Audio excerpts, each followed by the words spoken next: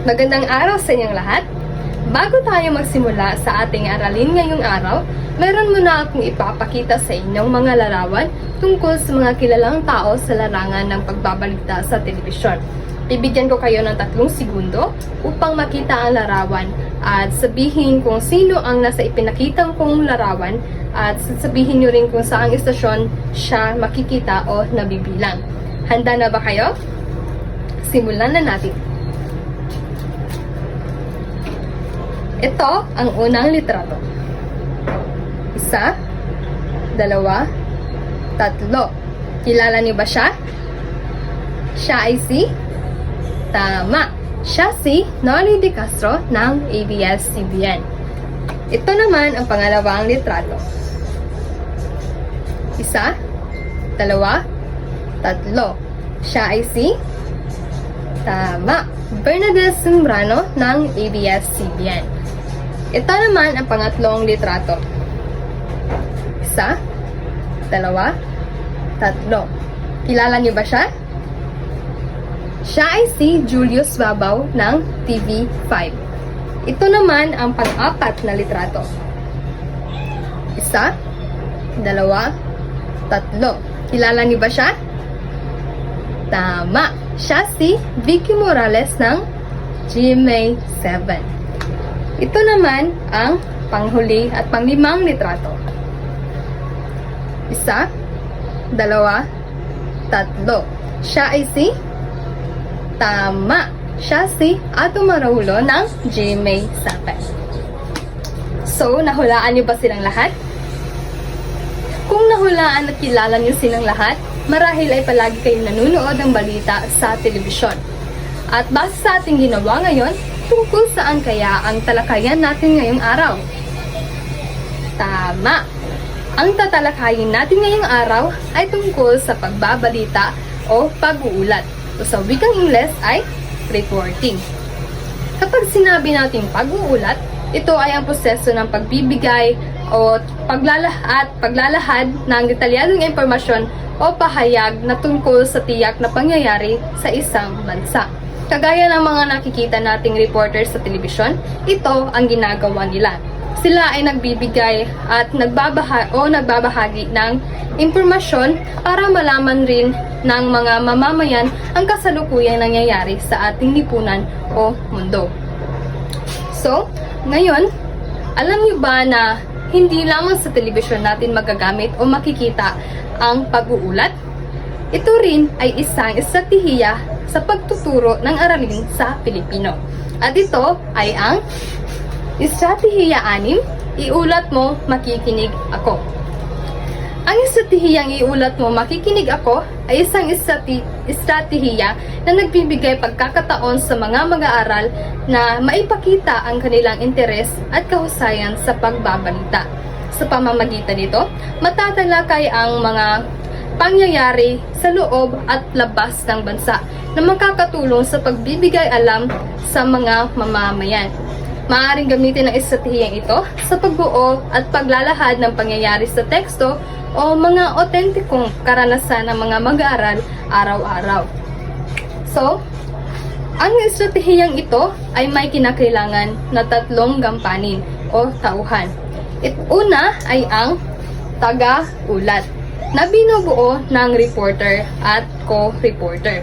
Ang taga-ulat ang siyang nagtitipon at nagbabahagi ng impormasyon para sa mamamayan sa pamamagitan ng pahayagan, pagsusulat, radyo o telebisyon. Bilang isang taga-ulat, kailangan natin siguraduhin na ang ating iuulat ay hindi haka-haka. Ito dapat ay may tamang basihan upang ito ay hindi maging bias o may pinapanigyan. Gaya nga ng sabi ni Mike Enriquez noon, walang kinikilingan, walang pinoprotektahan. Serbisyong totoo lamang. Kaya, ang dapat ibabalita natin ay puro at tawang katotohanan lamang. Walang labis at walang kulang. Ang pangalawang kinakailangan ng estratehiyang ito ay ang script writer o ang katulong na tauhan na nagagawa at maghahanda ng script na iuulat. Isa ito sa sentrong tauhan sa pag-uulat o pagbabalita sapagkat Kung walang scriptwriter, wala ring iuulat ang mga taga-ulat. Kaya mahalaga talaga ang papel na ginagampanan ng scriptwriter sa pag-uulat o pagbabalita. Ang panghuli at pangatlong kinakailangan naman ng estratehiyang ito ay ang tagamasid o observer. Titingnan ng tagamasid ang emosyon at tamang pagbigkas at ayos ng salita sa pagbabalita. Sa madaling salita, sila ang taga-analisa o mag-aanalisa ng tamang gamit ng mga salita at ayos ito lalo na sa tamang pagbabalita ng impormasyon sa madla. Ngayon, ano naman ang batayang teoretiko ng estratehiyang iulat mo, makikinig ako. Narito si Binibining Ira upang iulat ito sa inyo. Batayang teoretiko. Ayon kay Russell, 2011, ang pagbabalita ay may malaking gampanin sa pagbuo o paghubog ng isang tagapag-ulat. Ang pagbabalita mahalaga sa paghubog ng isang pag-uulat dahil inahasan nito ang kanilang kasanayan sa pangangalap, pagsusuri at paghahatid ng impormasyon. Bukod sa teknikal na kakayahan, binuhubog din nito ang kanilang pananaw, integridad at responsibilidad bilang mamamahayag. Dagdag pa ni Gray 1999 na ang paghubog sa pagbabalita ay hindi sa kung ano ang iniisip o gusto ng mga manonood, kung hindi ay sa kung ano ang alam mo. Ibig sabihin, ang isang mamahayag ay dapat magbigay ng tumpak at mapagpapaghan ng impormasyon batay sa datos o ebidensya, hindi lamang sa kung ano ang popular o inaasahan ng madla. Mahalaga, malalim na kaalaman at pagsasaliksik upang mapanatili ang kredibilidad at integridad sa pagbabalita. Sabi ni Potter 2013 na malaki ang epekto at impluwensya sa tao ang laman ng media o ibinabalita. Kaya dapat maginang ang kakayahan ng mga mag-aaral na maging tapat sa gawain at maging mahusay sa paggamit ng tamang salita at pagsasaayos ng gramatika. Paano gagamitin ang estratehiya? Una, ang grupo ay pipili ng mga mag-aaral na maging reporter, co-reporter, scriptwriter at observer. Pangalawa, bigyan ng pagkakataon na makapili ng paksa tema ng bawat grupo. Pangatlo, ang observer ay magiging taga-analisa at taga-suri ng tamang gamit, ayos ng salita at ang pagbibigay ng tamang impormasyon. Pang-apat, bigyan ng 10 o 20 minuto ang bawat grupo upang makabuo ng isang pag-uulat. Pang-lima, ang ibang grupo, observer, ang siyang mag-aanalisa at susuri ng ginawang pag-uulat. Sa pamamagitan ng estratehiyang ito, matututo ang mga mag-aaral hindi lamang sa teknikal na aspekto at pagbabalita, kundi pati na rin sa kahalagahan ng tamang impormasyon at kritikal na pagsusuri sa nilalaman ng media. Magandang umaga sa inyong lahat. Ngayon tatalakayin natin ang isang halimbawa ng banghay aralin sa estratehiyang iulat mo, makikinig ako. Sa bahaging ito, natutuklasan natin ang mga tiyak na layunin na nais na makamit sa paggamit ng estratehiyang ito. Dito natin malalaman ang inaasahang matutunan at magagawa ng mga estudyante pagkatapos ng aralin. Ang layunin ay nahahati sa 3 pangunahing bahagi. Ang unang bahagi ay ang pamantayang pangnilalaman. Sa bahaging ito, na ipapakita ng mga mag-aaral ang kanilang pag-unawa sa kontemporaryong pantelebisyon. Partikular na natututukan natin ang pagsusuri sa mensahe sa programang kanilang natalakay. Ikalawang bahagi ng layunin ay ang pamantayan sa pagganap. Pagkatapos ng aralin, ang mga mag-aaral ay nakakagawa ng isang maayos at organisadong script para sa dokumentaryong pantelebisyon. At ang script na ito ay dapat sumasalamin sa kanilang pag-unawa sa konseptong tinalakay. At ang huling bahagi ng layunin ay ang mga kasanayang pampagkatuto. Ang mga mag-aaral ay natututunan kung paano susuriin ang programang napanood sa telebisyon ayon sa itinakdang pamantayan. Ngayon, dumayo naman tayo sa ikalawang bahagi ng Banghay Aralin, ang paksa. Ang ating paksa ay nakatuon sa kontemporaryong programang pang-telebisyon. Partikular na balitang hali na inulat ni Cara David. Bilang isang halimbawa ng panitikan. Kasama rin sa pag-aaral ang pagsusuri sa ekspresyong hudyat ng kaugnayang lohikal. Ngayon, dumayo naman tayo sa ikatlong bahagi ng Banghay Aralin, ang mga kagamitan. Para sa ating aralin, kakailanganin natin ang sumusunod. Una, internet. Magagamit natin ang internet bilang sanggunian para sa karagdagang kaalaman. Mga laptop at mga larawan ay isinasaalang din na gamitin natin sa ating aralin. Ngayon, dumayo tayo sa panghuling bahagi ng Banghay Aralin, ang pamamaraan.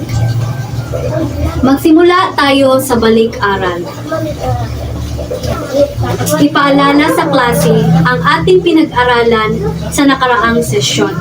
Pagkatapos, hilingin sa bawat isa na magbigay ng 5 paboritong programang telebisyon at ipaliwanag sa kanila, ipaliwanag kung bakit iyon ang kanilang paborito. Ikalawang bahagi ng pamamaraan ay ang pagganyang.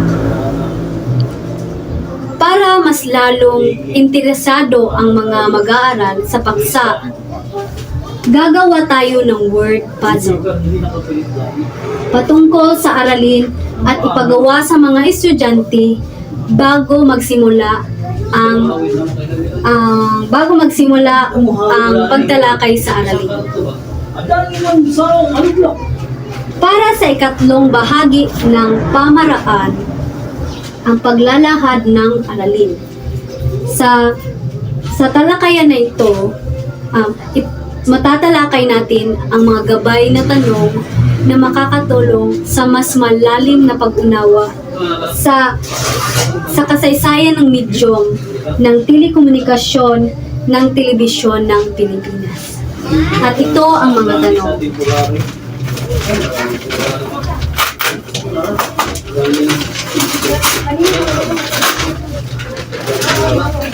Unang katanungan, bakit mahalagang ingatan at pahalagahan ang karapatan ng mga kabataan tulad mo? Ang ikalawang katanungan, paano makakaapekto ang telebisyon bilang isang medium ng panitikang popular sa paghubog ng pagkatao ng kabataan sa kasalukuyan? Yun lamang ang mga katanungan na ibinahagi sa paglalahad ng aralin. Ngayon, dumayo naman tayo sa ika-4 na bahagi ng pamamaraan, ang pagtalakay sa aralin. Sa bahaging ito, ang pagtalakay ay nakatuon sa pagbabalita at ang ibang dokumentaryo ng pantelebisyon. Dito ilalahad ang mahalagang punto sa paksa. Ngayon, dumayo naman tayo sa ika-5 bahagi ng pamamaraan, ang paglalapat. Ang bahaging ito ay nagpapakita kung paano iniingatan at pinahahalagahan ang mga kabataan na siyang susunod na pinuno ng ating bansa. Ito ay isang mahalagang aral na makukuha ng mga mag-aaral mula sa programang tinalakay. Ngayon,